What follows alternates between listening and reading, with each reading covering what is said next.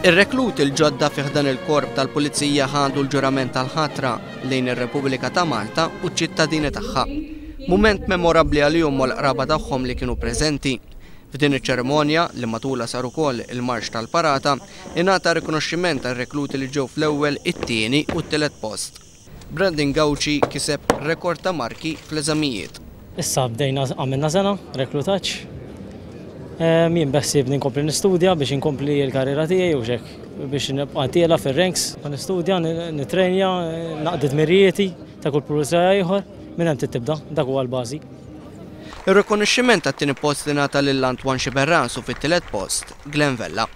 F'din is-serata Eliza Xikluna ntat l-unur ta' Mark Farrugia li jmur l-iktar rekluta li ndistingwat ruħha matul il-kors.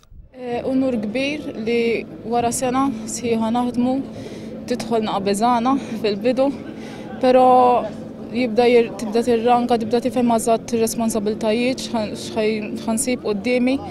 U llum meta tieħu dak il-premju naf li fisser ħafna għal nies qabli u ħajfisser ħafna għal nies iktar il-qudiem, però għalissa ħadd gost li ħadtu. Il-Kummissarju tal-Pulizija John Rizzo qal li x-xogħol ta' pulizija minkejja li fih ir-riskju u l-perikli joffri sodisfazzjon kbir li sservi lil pajjiżek li tipproteġu s-salva ħajjiet taċ-ċittadini. Hekk kif issa l-Akkademja tal-Pulizija qed topera f'Santa Venera, waqt din iċ-ċerimonja l-Korp tal-Pulizija sellem is-sit ta' Forti Sant'Irmu li laqgħat taħriġ tal-Pulizija għall-aħħar 24 sena.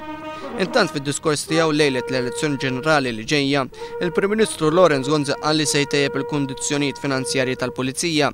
Dan minkejja li fis-26 ta' Ġunju li għadda l-istess Prim Ministru iddikjara fil-Parlament bħala Ministru tal-Intern li l-overtime kollu dovut lill-Pulizija li ilu pendenti għal 17-il sena mhux se jitħallas.